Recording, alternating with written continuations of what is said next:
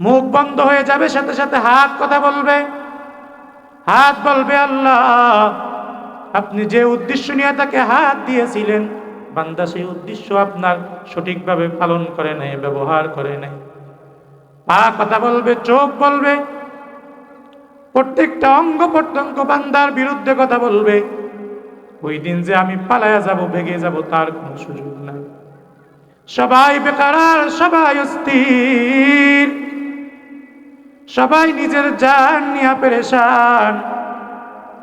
একটা ন্যাক দেওয়ার জন্য কেউ রাজি হবে না। সবাই বলবে, আল্লাহ দুনিয়াতে তো বুঝতে পারি নাই, দুনিয়াতে আল্লাহ ভাবি নাই এত যে কঠিন পরিস্থিতি হবে। হায় আল্লাহ, এখন আমার কি হবে, আমার কি হবে। তুম্মা লাতুসআলুন্না ইয়াওমাইযিন আনিন নাঈম। বান্দার নেয়ামতগুলো যখন আস্তে আস্তে একটা একটা জিজ্ঞাসা করবে, বলেন তো ভাই, কয়টা আমরা উত্তর দিতে পারব? কয়টা উত্তর দেওয়ার মতো আমাদের উত্তর আছে, ব্যবস্থা আছে? একটা উত্তর যদি আল্লাহ চান, একটা উত্তর দেওয়ার মতো শক্তি আমাদের কারো নাই। কিন্তু আল্লাহ যখন বারবার জিজ্ঞাসা করবেন, তখন বান্দা অস্বীকার করবে।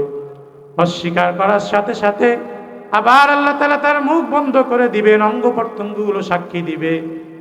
তখন বেকার অবস্থা হয়ে আসবে, সবাই বলবে নাফসি নাফসি।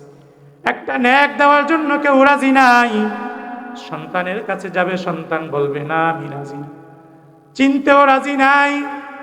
সন্তান বলবে, হ্যাঁ আমার দুনিয়াতে বাবা ছিল, কিন্তু তুমি যে আমার বাবা আমি তা বিশ্বাস করি না। মা সন্তানকে ফিরায় দিবে, সন্তান মাকে ফিরায় দিবে। সবাই বলবে, আল্লাহ আমার কি অবস্থা, আমার কি উপায়, আমি কিভাবে বাঁচবো, চিন্তিত পেরেশান। এক বান্দার 99টা নেক নিয়ে উঠবে, একটা নেকের টান পড়ে যাবে, একটা নেক নিয়ে তিনি দৌড়াইতে থাকবে। কোথায় তার আপনজন দেখা যায়, কোথায় প্রিয়জন দেখা যায়, কোথায় একটু একটা নেক পাওয়া যায়, দৌড়াইতে থাকবে। দৌড়াইতে দৌড়াইতে কোনো আপনজন নাই, কোনো প্রিয়জন নাই, কেউ নেক দিতে রাজি নাই। সবাই লুকায়া যাবে, সন্তান দেখা মাত্র পিছনে লুকায়া যাবে, মা বাবা তেরাও লুকায়া যাবে। পরিচয় দিতে কেউ রাজি নাই, কেউ চিনতে রাজি নাই। তখন এক ভাই ডাক দিয়া বলবে, ভাই দাঁড়ান, আপনি কি জন্য এত ছুটাছুটি করতেছেন? বলে, ভাই আমার নাম জান্নাতের লিস্টিতে চলে আসছে, কিন্তু একটা নেকের জন্য আমি আটকে গেছি, আমার একটা নেক দরকার। তখন ওই ভাই ডাক দিয়া বলবে, আমার তো আছেই মাত্র একটা নেক, আমি একটা নেক দিয়ে কি করব? আমার তো নেক শুধু কয়টা? একটা নেক। আপনি এতগুলো নেক থাকার পরও আটকে গেলেন, আমার একটা নেক দিয়ে আমি কি করব? ভাই আপনি নিয়ে যান, আপনি জান্নাতে যান। তবু মনে শান্তি আসবে, আমার কারণে একজন মুসলমান ভাই জান্নাতে গেছেন। বলেন সুবহানাল্লাহ। আলহামদুলিল্লাহ। আলহামদুলিল্লাহিল্লাযী রাফা'আস সামাআ বিকুদরাতিহি ودح الأرض بمشيئته وخلق الخلائق بإرادته واستوى على العرش كما يليق بجلاله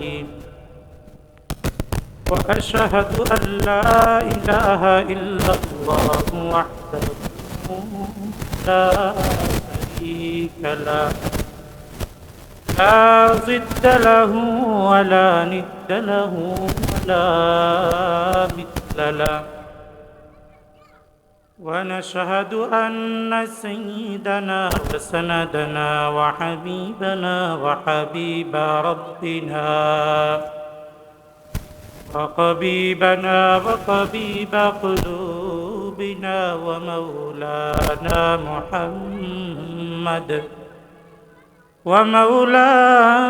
محمدا عبده ورسوله صلى الله تعالى عليه وعلى آله وأصحابه وبارك وسلم تسليما كثيرا الذي أرسله الله تعالى بالحق بشيرا ونذيرا وداعيا إلى الله بإذنه وسراجا منيرا أما بعد فأعوذ بالله من الشيطان الرجيم بسم الله الرحمن الرحيم ألهاكم التكاثر حتى زرتم المقابر كلا سوف تعلمون ثم كلا سوف تعلمون كلا لو تعلمون علم اليقين لترون الجحيم ثم لترونها عين اليقين ثم لتسألن يومئذ عن النعيم وقال رسول الله صلى الله عليه وسلم من يريد الله خيرا يصب منه وقال رسول الله صلى الله عليه وسلم كن في الدنيا كأنك غريب أو عابر سبيل أو كما قال عليه الصلاة والسلام صدق الله العظيم وصدق رسوله النبي الكريم ونحن على ذلك من الشاهدين والشاكرين والذاكرين والحمد لله رب العالمين সবাই দুরূদ শরীফ পড়ি اللهم صل على محمد وعلى آل محمد كما صليت على إبراهيم وعلى آل إبراهيم إنك حميد مجيد اللهم بارك على محمد وعلى آل محمد كما باركت على إبراهيم وعلى آل إبراهيم إنك حميد مجيد لا إله إلا الله لا إله إلا الله আরো মহাব্বতে জিকির করি লা ইলাহা ইল্লাল্লাহ লা ইলাহা لا إله إلا الله لا إله إلا الله لا إله إلا الله محمد رسول الله ربي الله لا إله غيره ونبيه محمد مصطفاه ديني الإسلام دين موقه أرجو كفرانا عفوا عنده مقتدى يا نبي وصحبه نجوم للهدايا في زماه لا إله إلا الله لا إله إلا الله لا إله إلا الله লা ইলাহা ইল্লাল্লাহ, লা ইলাহা ইল্লাল্লাহ মুহাম্মাদুর রাসূলুল্লাহ।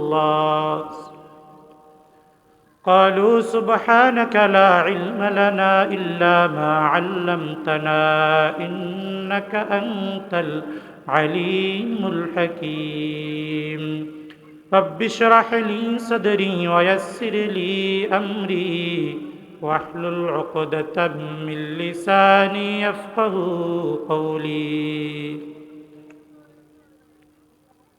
नूरे खुदा है कुफ्र की हर कुतुब खंदजान, नूरे खुदा है कुफ्र की हर कुतुब खंदजान, फूकू चये चिराग बुझाया न जाएगा, फूकू चये चिराग बुझाया न जाएगा। मोमिन जो फिदा नक्शे कफे पाए नबी हो, मोमिन जो फिदा नक्शे कफे पाए नबी हो ज़ीर कदम आज भी आलम का खजीना, हो ज़ीर कदम आज भी आलम का खजीना।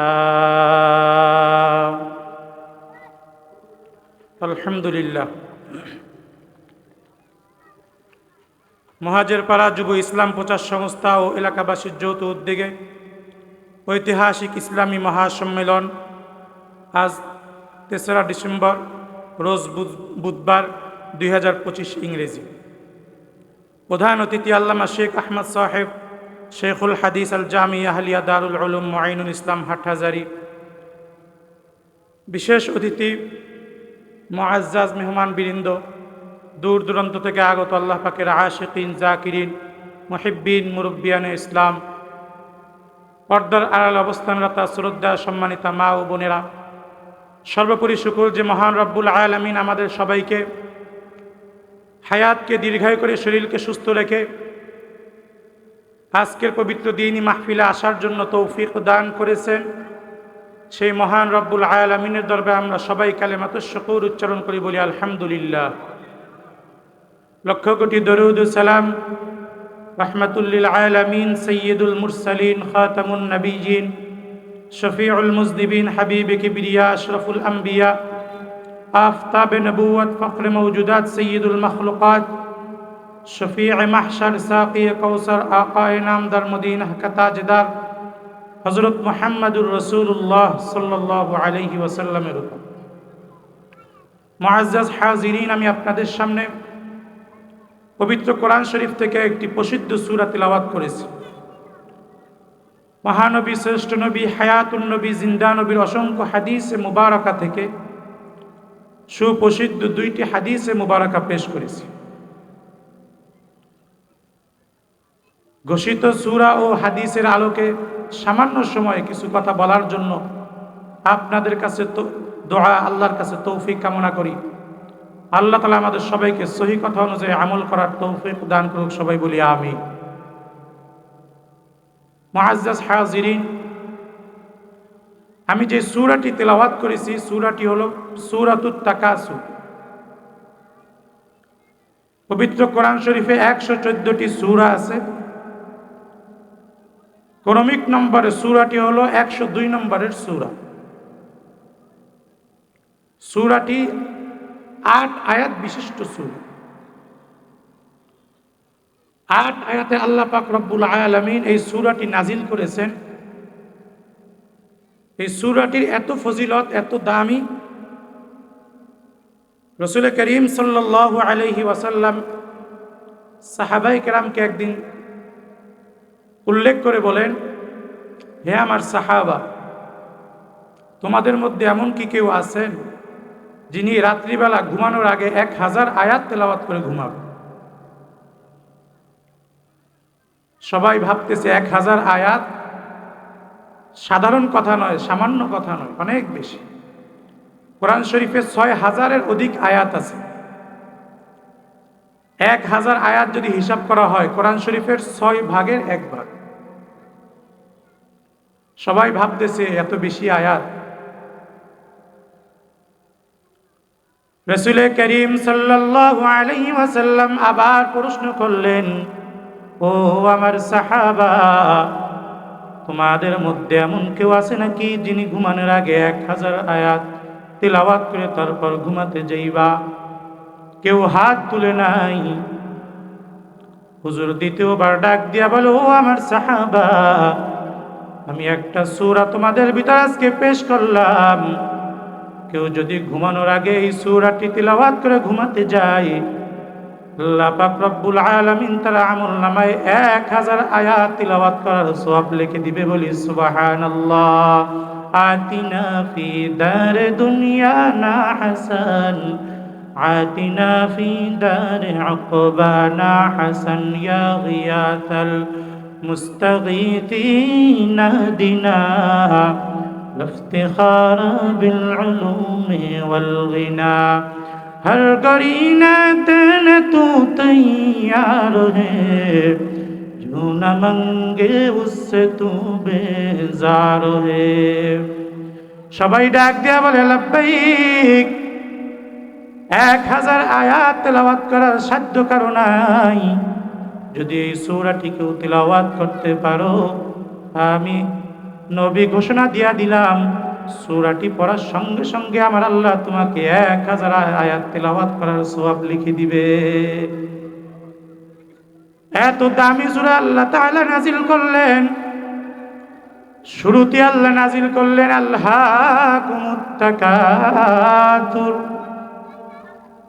দুনিয়া তোমাদেরকে গাফিল করে রেখেছে, দুনিয়া তোমাদেরকে উদাসীন করে রেখেছে, দুনিয়ার নেশা, দুনিয়ার প্রতিযোগিতা তোমাদেরকে অস্থির বানায় ফেলছে।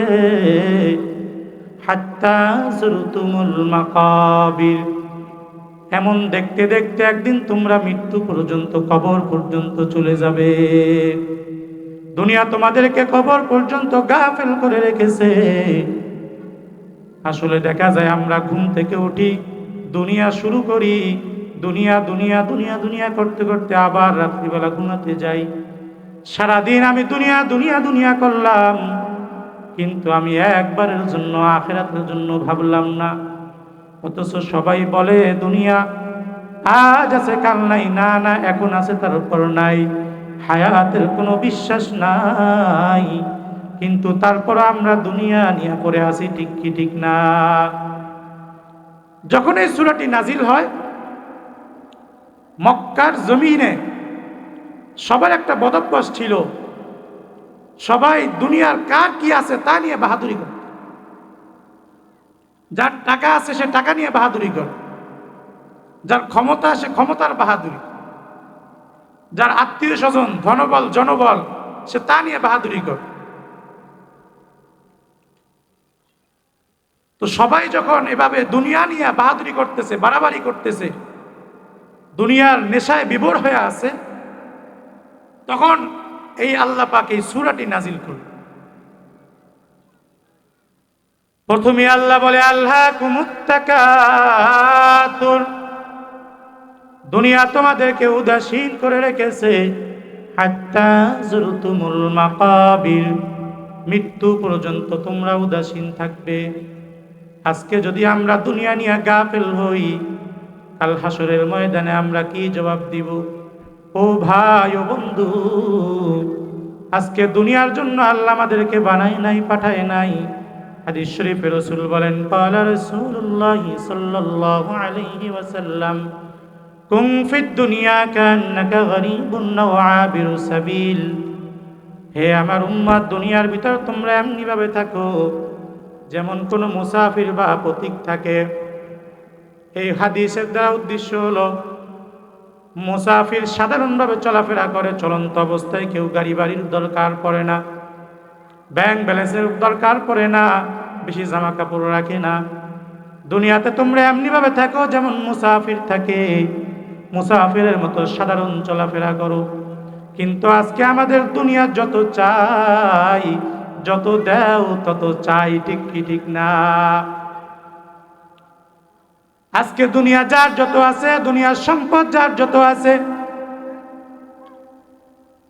মুখ ভরে তো চোখ ভরে না, চোখ ভরে তো পেট ভরে না, ঠিক কি ঠিক না? যার একটা বিল্ডিং আছে তার দুইটা বিল্ডিং চাই, যার একটা গাড়ি আছে তার দুইটা গাড়ি চাই। দুনিয়া কেউ কোনোদিন না বলে না, সবার দুনিয়া চাই। দুনিয়া দুনিয়া করতে করতে মৃত্যু চলে আসে, কিন্তু আখেরাত করার সুযোগ হয় না। দ্বিতীয় আয়াতে আল্লাহ পাক বলে হাত্তা যুরতুমুল মাকাবির, দুনিয়া করতে করতে বান্দা একদিন মৃত্যু চলে আসবে, তোমরা কবরের বাসিন্দা হয়ে যাবা, ঠিক কি ঠিক না? দুনিয়া করতে করতে দুনিয়ার হায়াত শেষ হয়ে যায়, কবরের চলে আসে, মৃত্যু চলে আসে। এরপরে আল্লাহ বলে কাল্লা সাউফা তা'লামুন, হায় তোমরা যদি জানতে এর পরিণাম কি হবে। সুম্মা কাল্লা সাউফা তা'লামুন, আবার বলে তোমরা যদি জানতে এর অবহেলার কারণ, এই অবহেলার পরিণাম কি হবে। কাল্লা লাউ তা'লামুনা ইলমাল ইয়াকিন, তোমরা যদি জ্ঞানের চোখ দিয়া দেখতে, বারবার আল্লাহ বলতেছে তোমরা যদি জ্ঞানের চোখ দিয়া দেখতে রে গোলাম, লাতারাউন্নাল জাহিম, তোমরা অচিরেই দেখবে জাহান্নাম। সুম্মা লাতারাউন্নাহা আইনাল ইয়াকিন, আবার বলতেছে তোমরা অচিরেই দেখবে জাহান্নাম। শুধু জাহান্নাম দেখবে, আইনাল ইয়াকিন নিজ চোখ দিয়া দেখবে। সুম্মা লাতুসআলুন্না ইয়াওমাইযিন আনিন নাঈম, আল্লাহ তাআলা ওই দিন তোমাদেরকে জিজ্ঞাসা করা হবে নিয়ামত সম্পর্কে।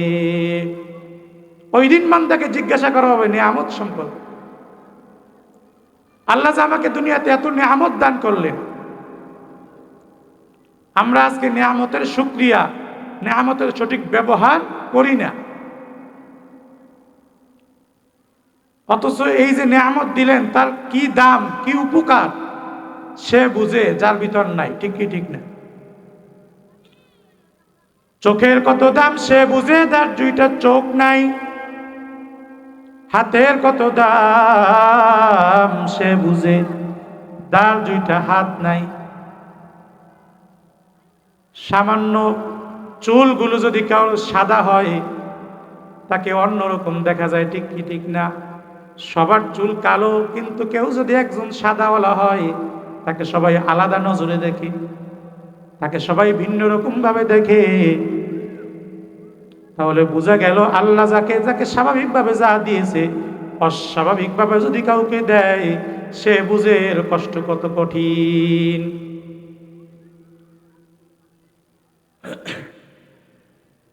তো নিয়ামত যে আল্লাহ আমাকে দিলেন, আমি আজকে কদর করি না, কিন্তু আল্লাহ তাআলা জিজ্ঞাসা করবে।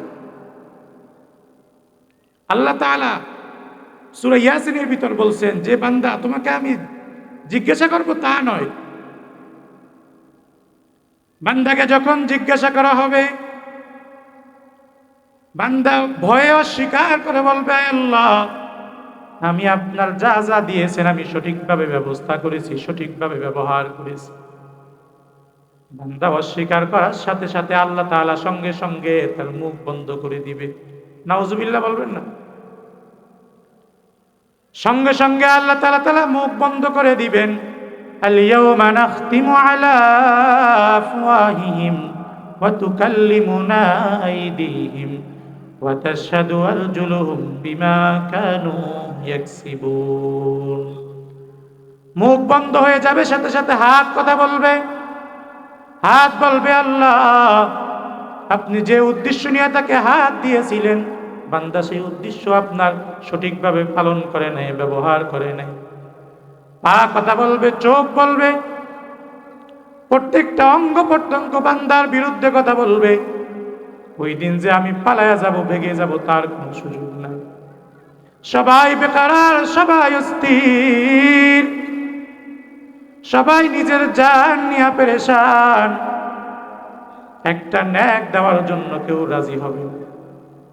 সবাই বলবে আল্লাহ দুনিয়াতে তো বুঝতে পারি নাই, দুনিয়াতে আল্লাহ ভাবি নাই এত যে কঠিন পরিস্থিতি হবে। হায় আল্লাহ এখন আমার কি হবে, আমার কি হবে? তুম্মা লাতুসআলুন্না ইয়াওমাইযিন আনিন নাঈম, বান্দার নেয়ামতগুলো যখন আস্তে আস্তে একটা একটা জিজ্ঞাসা করবে, বলেন তো ভাই, কয়টা আমরা উত্তর দিতে পারবো? কয়টা উত্তর দেওয়ার মতো আমাদের উত্তর আছে, ব্যবস্থা আছে?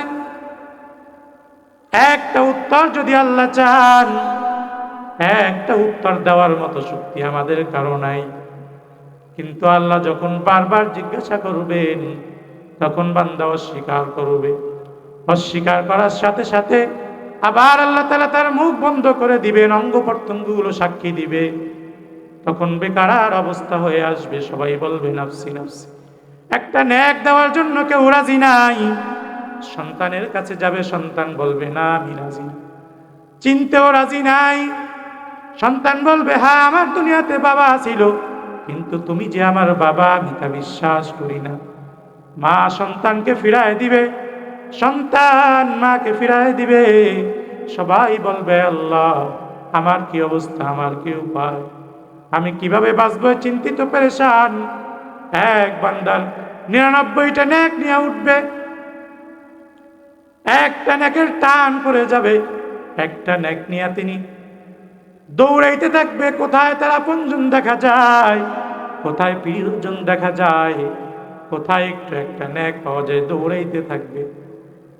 দৌড়াইতে দৌড়াইতে কোনো আপনজন নাই, কোনো প্রিয়জন নাই, কেউ নেক দিতে রাজি নাই। সবাই লুকায়া যাবে, সন্তান দেখা মাত্র পিছনে লুকায়া যাবে, মা বাবা তারাও লুকায়া যাবে। পরিচয় দিতে কেউ রাজি নাই, কেউ চিনতে রাজি নাই। তখন এক ভাই ডাক দিয়া বলবে ভাই দাঁড়ান, আপনি কি জন্য এত ছুটাছুটি করতেছেন? বলে ভাই আমার নাম জান্নাতের লিস্টিতে চলে আসছে, কিন্তু একটা নেকের জন্য আমি আটকায় গেছি, আমার একটা নেক দরকার। তখন ওই ভাই ডাক দিয়া বলবে আমার তো আছেই মাত্র একটা নেক, আমি একটা নেক দিয়ে কি করব? আমার তো নেক শুধু কয়টা? একটা নেক। আপনি এতগুলো নেক থাকার পর আটকায় গেলেন, আমার একটা নেক দিয়ে আমি কি করব? ভাই আপনি নিয়ে যান, আপনি জান্নাতে যান, তবুও মনে শান্তি আসবে, আমার কারণে একজন মুসলমান ভাই জান্নাতে গেছেন। বলেন সুবহানাল্লাহ। তিনি একটা নেক নিয়ে খুব দৌড়, আল্লাহর কাছে এসে বলবে রব্বুল আলামিন নেকের ব্যবস্থা হয়ে গেছে, হায় আল্লাহ এবার আমাকে ছুটি দেন, আমাকে ছুটি দিয়ে দেন, আমি জান্নাতে চলে যাই। তখন আল্লাহ তাআলা তাকে দাঁড় করাবেন, আটকাইবেন, বলবেন দাঁড়াও, তোমার আপনজন আত্মীয় স্বজন কেউ তোমাকে নেক দেয় নাই, তুমি একটা নেকের জন্য অনেকক্ষণ ছুটাছুটি করেছো, বলো বান্দা একটা নেক তুমি কোথায় পেয়েছো? এবার তিনি আবার দৌড়াইবে ওই ভাইকে খোঁজার জন্য যিনি তাকে নেক দিয়েছে। সুবহানাল্লাহ বলবেন না? নেক পেয়ে তিনি খুশি, কিন্তু আবার দায়িত্ব আসছে, কে নেক দিয়েছে তাকে খুঁজে বের করেন।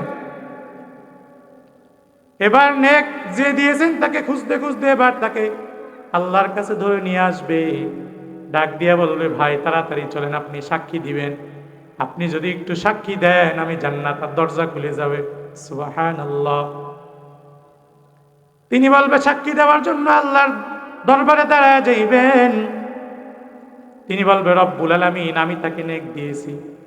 আল্লাহ তাআলা ডাক দিয়ে বলবে তার আপনজন আত্মীয় স্বজন অনেকেই ছিল, কেউ নেক দিতে রাজি হয় নাই, তোমার কাছে কি নেকের দাম নাই? তুমি কেন নেক দিতে রাজি হইলা? আল্লাহ তাকে যখন প্রশ্ন করবেন, তিনি এবার উত্তর নাই, তিনি ভয় ভয় ভাব, কি উত্তর দিবে? তিনি বলবে রব্বুল আলামিন আমার ভাইকে দেখলাম খুব পেরেশান, একটা নেকের জন্য তিনি ছুটতেছে, আমার কাছে ছিলই মাত্র একটা নেক, আমি একটা নেক দিয়ে দিছি। রব্বুল আলামিন আমার ভাই যদি জান্নাতে যায় তাতেই আমি খুশি। বলি সুবহানাল্লাহ। এবার আল্লাহ তাআলা ডাক দিয়া বলবে ও বান্দা, আমি বড় আদর করে তোমাদেরকে বানাইলাম, আমার ছেলে নাই, আমার মেয়ে নাই, আমার স্ত্রী নাই, সন্তান নাই, লাম ইয়ালিদ ওয়া লাম ইউলাদ ওয়া লাম ইয়াকুল লাহু কুফুয়ান আহাদ।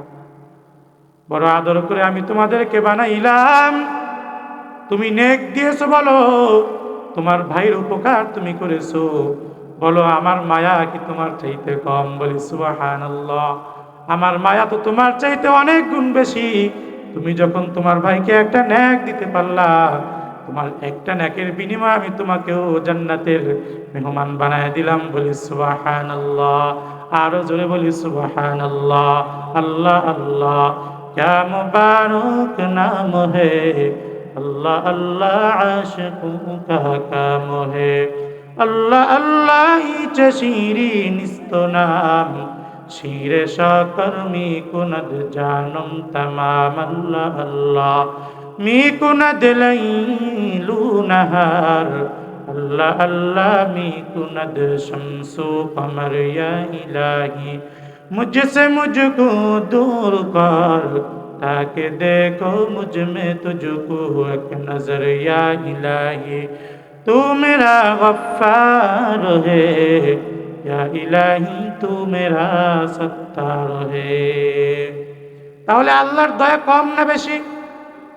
আরো জোরে বলি, আল্লাহর দয়া অনেক বেশি। আল্লাহ তাআলা বান্দাকে বারবার ছাড় দিয়েছেন।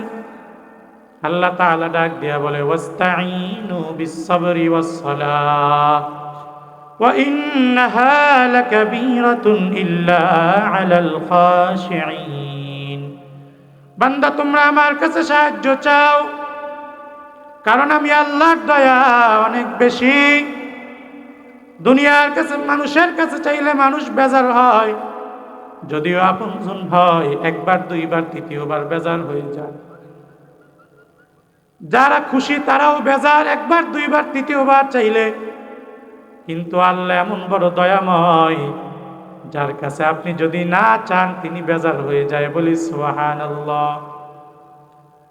আল্লাহ বলে বান্দা তুমি আমার কাছে বারবার চাও, তুমি যতবার চাইবা ততবার আমি আল্লাহ খুশি হয়ে যাই। বলি সুবহানাল্লাহ। আমি আল্লাহ তোমাদেরকে দেওয়ার জন্য সবসময় তৈয়ার। দুইটা মাধ্যম বলে দিলাম, ওয়াস্তাঈনু বিস-সাবরি ওয়াস-সালাহ ওয়া ইন্নাহা লাকাবীরাতুন ইল্লা আলাল খাশিঈন। বান্দা তোমরা আমার কাছে সাহায্য চাও বিস-সাবর। এক নম্বর মাধ্যম হলো সবর, ধৈর্য। দুই নম্বরের মাধ্যমের নাম হলো নামাজ। এক নম্বরের মাধ্যম নাম হলো ধৈর্য, সবর। দুই নম্বরের মাধ্যম হলো নামাজ। দুইটা মাধ্যম দিয়ে আল্লাহ তাআলা চাইতে বলছে। দুনিয়াতে যত আপদ বিপদ মুসিবত, ধৈর্য পরীক্ষা, যত কিছুরই সম্মুখীন বান্দা হোক না কেন, আল্লাহর কাছে চাইতে হবে দুইটা জিনিসের মাধ্যমে। এক নাম্বার হলো সবর, দুই নাম্বার হলো নামাজ। দুইটা মাধ্যম বলে দিলেন। দুইটা মাধ্যমের শক্তি বরাবর হতে হবে। কারো ভিতর একটা আছে আর একটা নাই, তার ভিতরে সাহায্য আসবে না। কারো মধ্যে নামাজ আছে, ধৈর্য নাই, সাহায্য আসবে। কারো ভিতরে সাহায্য আছে, কারো ভিতর নামাজ আছে, ধৈর্য নাই, ধৈর্য আছে, নামাজ নাই, সাহায্য আসবে নাকি? দুইটা সমান হতে হবে। আমরা দুই পা দিয়ে হাঁটি, কয় পা? কারো এক পা আছে আর এক পা নাই, সে হাঁটতে পারবে। কারো আবার দুই পা আছে কিন্তু দুর্বল, দাঁড়াইতে পারে না, সে হাঁটতে পারে। দুইটা মাধ্যম শক্তিশালী হতে হবে। দুইটা মাধ্যম যখন শক্তিশালী হবে তখন আল্লাহর ফয়সালা মাধ্যম সাহায্য চলে আসবে। কিন্তু আজকে আমরা বারবার অভিযোগ দেই, বলি আয় আল্লাহ আপনার কাছে তো আমরা সাহায্য চাই, কিন্তু সাহায্য কেন আসে না? তার কারণ হলো আমাদের ভিতর মাধ্যম যে বলেছেন, মাধ্যম আমাদের মধ্যে নাই। এক নম্বর মাধ্যম হলো সবর। সবরের আবার তিন অর্থ। কয় অর্থ?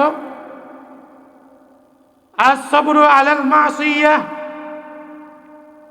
গুনাহের বেলায় ধৈর্য। দ্বিতীয় নাম্বার হলো আস-সাবরু আলাত তাআহ, অটল থাকার ব্যাপারে ধৈর্য, বিপদের সময় অটল থাকা। তিন নাম্বার হলো বিপদে আপদে মুসিবতে ধৈর্য ধারণ করা। সবসময় অটল থাকা দ্বিতীয় নাম্বার। তৃতীয় নাম্বার, সব বিপদে আপদে ধৈর্য ধারণ করা। যারা ধৈর্য ধারণ করবে, হাদিস শরীফে আছে কাল কিয়ামতের দিন আল্লাহ তাআলা কিছু বান্দাদেরকে ডাক দিয়ে বলবে, আব্দুর রহমান, আব্দুর রহিম, আব্দুল করিম, আব্দুল সত্তার, আসো।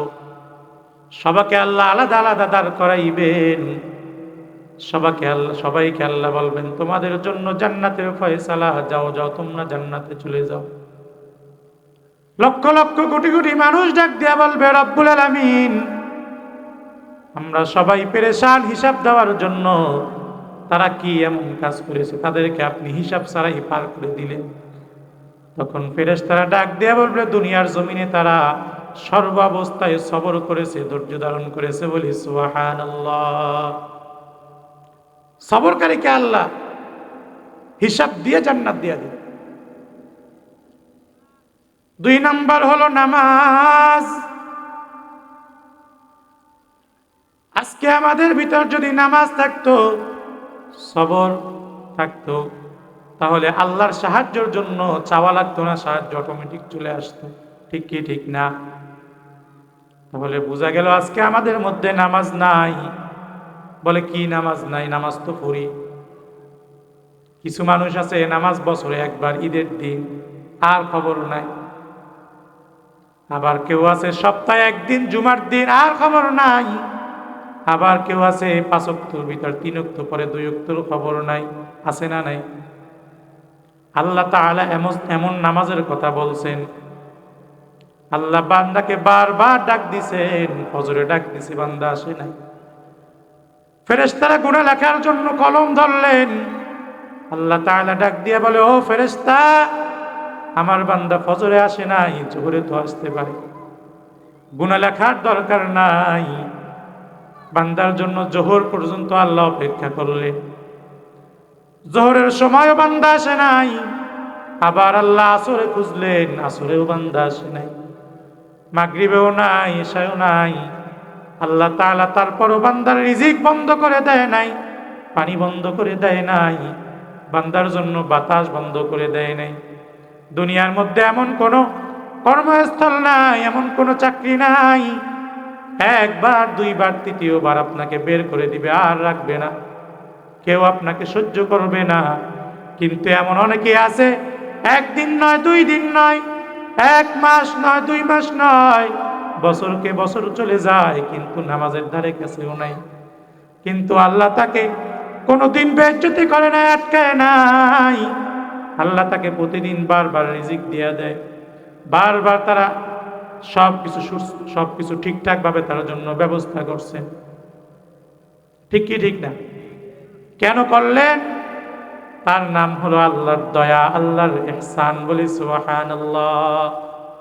আল্লাহর ইহসান, আল্লাহর দয়া এত বেশি যে বান্দা এতবার ভুল করার পরেও আল্লাহ তাআলা তাকে পাকড়াও করেন নাই, ধরেন নাই, আটকায় নাই। তার মানে এই নয় যে কিয়ামতে আমি পার পাইয়া যাব। কিয়ামতে ছাড় আছে, হাসরের মাঠে ছাড় আছে। দুনিয়ার সিফাত হলো আল্লাহ পাক রহমান। রহমান হলো কাফর কেউ খাওয়ায়, মুসলমান কেউ খাওয়ায়। যেই নদীর মাছ মুসলমান খাবে, ওই নদীর মাছ কাফেরও খেতে পারবে, কোনো বাধা নাই। কিন্তু হাসরের ময়দানে আল্লাহ পাক রহিম। আল্লাহ পাক হাসরের ময়দানে কাফরের জন্য আটকায় দিবে, কাফরের জন্য হিসাব নিকাশ থাকবে। কিন্তু যারা মুমিন মুসলমান তাদের জন্য আল্লাহ রহিম। বলি সুবহানাল্লাহ। 2টা মাধ্যম বলেছিলাম। 1 নাম্বার হলো ধৈর্য, 2 নাম্বার হলো নামাজ। নামাজের ব্যাপারে আমাদের গুরুত্ব থাকতে হবে। হযরত ওমর ফারুক রাদিয়াল্লাহু তাআলা আনহু, তিনি ইসলামের 2য় খলিফা ছিলেন। তিনি অর্ধজাহানের খলিফা, অর্ধজাহানের শাসক। 22 লক্ষ বর্গ মাইল। কয় লক্ষ? 22 লক্ষ। তিনি যখন কোনো প্রশাসনিক দায়িত্বে কোনো ব্যক্তিকে নিযুক্ত করতেন, তখন যতজন প্রার্থী আছে, ক্যান্ডিডেট আছে, সবার যোগ্যতা যাচাই বাছাই করত। 10 জন ক্যান্ডিডেট আছে, 10 জন আমানতদার, 10 জনও ভালো উত্তম চরিত্রের অধিকারী, 10 জন ভালো বংশের অধিকারী, 10 জন আবার ভালো আমলের অধিকারী। সর্বশেষ হযরত ওমর দেখতেন কে সবচাইতে বেশি নামাজের প্রতি দায়িত্বশীল, বলেন সুবহানাল্লাহ। হযরত ওমরের সাথে যারা আছে সবাই জিজ্ঞাসা করতেন, ও আমিরুল মুমিনিন, আপনি যখন 10 জন 5 জন একসাথে কোনো একটা পদের জন্য নিযুক্ত করার প্রয়োজন পড়ে, আপনি সর্বশেষ নামাজের ব্যাপারে দেখেন, তার কারণ জানতে চাই। হযরত ওমর ডাক দিয়া বলে, ও ভাই, নামাজ হলো আল্লাহর ডিউটি। কার ডিউটি? আরো জোরে বলেন, কার ডিউটি? আল্লাহর ডিউটি হলো নামাজ। যে নামাজ ফাঁকি দেয় আল্লাহকে ফাঁকি দেয়, যে আল্লাহকে ফাঁকি দিতে পারে সে আমি ওমরকেও ফাঁকি দিবে। বলেন ঠিক কি ঠিক না? আর যে আল্লাহকে ফাঁকি দেয় না, যে আল্লাহর ডিউটি বাদ দেয় না, সে আমি ওমরকেও কোনো দিন ফাঁকি দিবে না। বলেন সুবহানাল্লাহ। যে আল্লাহকে ফাঁকি দিতে পারে সে আমি ওমরকেও ফাঁকি দিব। আর যে আল্লাহকে ফাঁকি দেয় না, আল্লাহর ডিউটি যে বাদ দেয় না, সে আমি ওমর ডিউটিও বাদ দিবে না, আমি ওমরকেও সে ফাঁকি দিবে না। বোঝা গেল নামাজের অনেক দাম। কাল কিয়ামতের ময়দানে সর্বপ্রথম আল্লাহ পাক নামাজের জন্য জিজ্ঞাসা করবেন। ক্বালা রাসূলুল্লাহি সাল্লাল্লাহু আলাইহি ওয়াসাল্লাম, আউয়ালু মা ইউহাসাবু বিহিল আবদু ইয়াউমাল কিয়ামাতিস সালাহ। কিয়ামতের দিন আল্লাহ তাআলা সর্বপ্রথম নামাজের জন্য জিজ্ঞাসা করবেন। যখন নামাজ ঠিক, অন্য ঘাটিগুলা ঠিক হয়ে যাবে, সঙ্গে সঙ্গে ছেড়ে দিবে। আর যখন বান্দা নামাজে আটকে যাবে, তখন ওই বান্দা অন্য ঘাটিগুলো আটকে যাবে। বলি নাউযুবিল্লাহ। এই জন্য মুআজ্জাজ হাজিরিন, আমরা নামাজের ব্যাপারে দায়িত্বশীল হব এবং নামাজ জামাতের সাথে আদায় করার চেষ্টা করি। জামাতে নামাজ পড়ার জন্য কি দরকার? মসজিদ দরকার। কিন্তু আমরা মসজিদের ব্যাপারে আগ্রহ না, মসজিদে যাইতে রাজি না। আমরা যারা পুরুষ শক্তিশালী আছি, নামাজের ব্যাপারে দায়িত্বশীল থাকি এবং সর্ব অবস্থায় ধৈর্য ধারণ করার চেষ্টা করো। যার ভিতর ধৈর্য আছে তার ভিতর দুনিয়ার সব সমস্যা, সব বিপদ আসান হয়ে যায়। বলি সুবহানাল্লাহ। মুআজ্জাজ হাজিরিন, আমাদের মাহফিলের বিশেষ বক্তা, মুআজ্জাজ মেহমান হযরত চলে আসছেন। হুজুরের সামনে কথা বলা খুব বেয়াদবি। আমি আর কথা লম্বা করব না। যা কিছু বললাম সহি কথা অনুযায়ী আল্লাহ আমাদের সবাইকে আমল করার তৌফিক দান করুক। আমিন। ওয়া আখির দাওয়ানা আলহামদুলিল্লাহি রাব্বিল আলামিন। আসসালামু আলাইকুম ওয়া রাহমাতুল্লাহি ওয়া বারাকাতুহু।